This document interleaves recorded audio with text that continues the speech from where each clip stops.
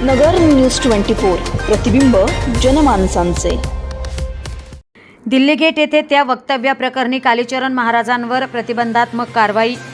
Hate speech प्रकरणी तोफखाना police ठाण्यात दाखल गुन्ह्यात कालीपुत्र कालीचरण महाराज यांनी 4 दिवसांपूर्वी रात्री उशिरा नगरच्या उपविभागीय दंड अधिकाऱ्यांसमोर हजेरी लावून कायदेशीर प्रक्रिया पार पाडली।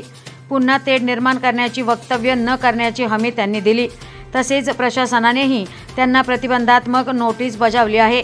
समर्थकांची गर्दी टाळण्यासाठी गोपनीय पद्धतीने ही प्रक्रिया पार पडल्याचे सांगण्यात आले। नगर शहरात सकल हिंदू समाजाच्या वतीने 14 डिसेंबर 2022 रोजी हिंदू जन आक्रोश मोर्चाचे आयोजन करण्यात आले होते। या मोर्चाला कालीपुत्र कालीचरण महाराज आणि गुजरातमधील काजल दीदी हिंदुस्तानी यांनी उपस्थित राहून मार्गदर्शन केले होते। हेट स्पीच प्रकरणी सरकारने कारवाई करावी असे निर्देश सुप्रीम कोर्टाने दिले होते। त्यानुसार कालीचरण महाराज यांनी मोर्चानंतर झालेल्या सभेत 2 धर्मीयांमध्ये तेढ निर्माण होईल असे वक्तव्य केल्याची फिर्याद police head constable Ajay Gavhane यांनी दिली होती। त्यानुसार कालीचरण महाराज उर्फ अभिजित धनंजय सराग यांच्यावर कलम 153 अ आणि 507(2) या कलमांनुसार गुन्हा दाखल झाला होता। कालीचरण महाराज यांच्या भाषणाला जवळपास 5 महिने होऊन गेल्यानंतर हा गुन्हा दाखल करण्यात आला होता।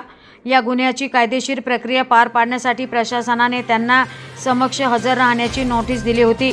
समर्थकांची गर्दी टाळण्यासाठी कालीचरण महाराज यांनी 4 दिवसांपूर्वी जिल्हाधिकारी कार्यालयात उपविभागीय दंडाधिकारी तथा प्रांत अधिकाऱ्यांसमोर रात्री उशिरा हजेरी लावली आणि कायदेशीर प्रक्रिया पार पाडली। कायदेशीर प्रक्रिया पार पाडणे आवश्यक असल्याने कालीचरण महाराज यांच्याकडूनही समर्थकांना याबाबत कळवण्यात आले नव्हते। पोलीस प्रशासनानेही अत्यंत गोपनीयता बाळगत ही प्रक्रिया पार पाडली। प्रतिनिधी निलेश आगरकर, नगर न्यूज 24, अहमदनगर। अशाच महत्त्वाच्या बातम्या जाणून घेण्यासाठी नगर न्यूज 24 ला सबस्क्राइब करा।